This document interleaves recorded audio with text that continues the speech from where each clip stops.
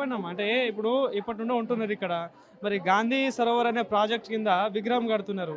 So ఏంటి అంటే మీరు ఇట్లాంటి పోరాటం చేయాల్సిన అవసరం వస్తుంది అనుకున్నారు ఎప్పుడైనా? అనుకుంటే ఎందుకు అనుకుంటామయ్యా?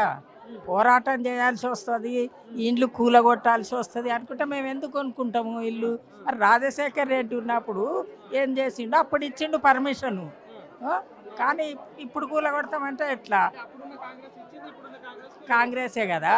మళ్ళీ రేపు ఇంకొక ముఖ్యమంత్రి వస్తే మళ్ళీ ఇవి 50 మీటర్లు అంటున్నాడు, ఇంకో ముఖ్యమంత్రి వస్తే 150 మీటర్లు అంటాడు. అప్పుడు ఎక్కడ పోవాలి మళ్ళా? ఆ?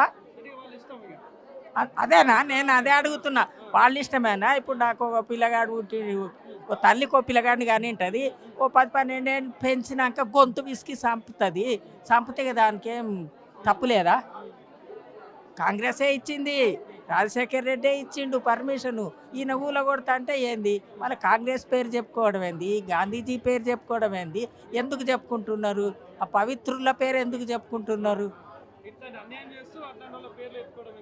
చూడాయా, న్యాయము అంటే 3 అక్షరాలు, న్యాయం పనికిరాదు. ఇప్పుడు ఈయన 4 అక్షరాల మీద ఉన్నాడు. అన్యాయము అంటే 3 గాళ్ళ పీట మీద నిలబడితే మనం ఇక్కడ అక్కడ అంటే బ్యాలెన్స్ అవుట్ అవుతుంటుంది. ఈయన 4 గాళ్ళ పీట మీద బందోబస్తుగా అన్యాయం చేస్తే, అన్యాయం అంటే 4 గాళ్ళు, 4 అక్షరాలు, 4 అక్షరాలు అంటే 4 కాళ్ళు పీటకు. ఆయన మీద డ్యాన్స్ చేసినా ఏం కాదు. 3 గాళ్ళ పీట న్యాయం మీద ఏదైనా తప్పే అంటారు. ఇప్పుడు ఇది న్యాయమా అన్యాయమా ఆయన చేసేది?